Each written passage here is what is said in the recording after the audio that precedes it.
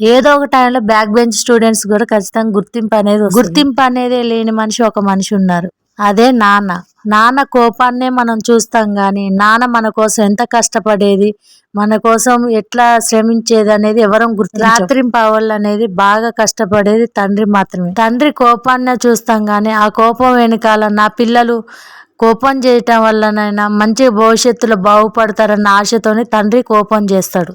అట్లా కోపం చేయటం వల్ల లైఫ్లో ఏదో ఒక జాబ్ అనేది చేసుకోవాలనేది కొడుకుకైనా కూతురికైనా ఆలోచన. వీళ్ళు ఎంత జాబ్ చేస్తున్నా కానీ తండ్రి కోపం అనే గుర్తు పెట్టుకుంటారు కానీ తండ్రి వల్ల నేను ఈ జాబ్ చేస్తున్నా అన్న ఆలోచన మాత్రం పిల్లలకి అస్సలు రాదు. అందుకోసమే సమాజంలో గుర్తింపు లేని మనిషి ఎవరంటే నాన్న అన్నది. అందుకు అదే ఇంపార్టెంట్ అమ్మకు కూడా ఉన్నది.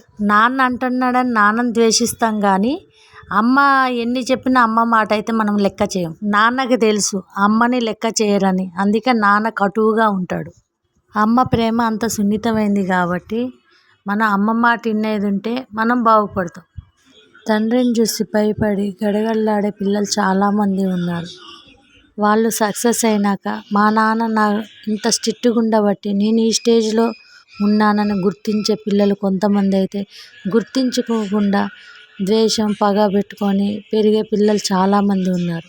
తల్లిదండ్రులు పిల్లల మీద కోపం చేసినా గద్దించినా ఏం చేసినా వాళ్ళు బాగు కొరకే అని అర్థం చేసుకోవాలి నేటి సమాజంలో పెరిగే పిల్లలు. నా మనసుకు అనిపించింది, నేను కళ్ళతో చూసిన విషయాలే మీతో షేర్ చేసుకొని మాట్లాడుతున్నాను. నా వీడియోస్ ఎక్కడి వరకు వెళ్తున్నాయో నాకైతే తెలియదు కానీ కమెంట్లో చెప్పండి. ప్లీజ్ సబ్స్క్రైబ్ మై ఛానల్, నన్ను సపోర్ట్ చేయండి.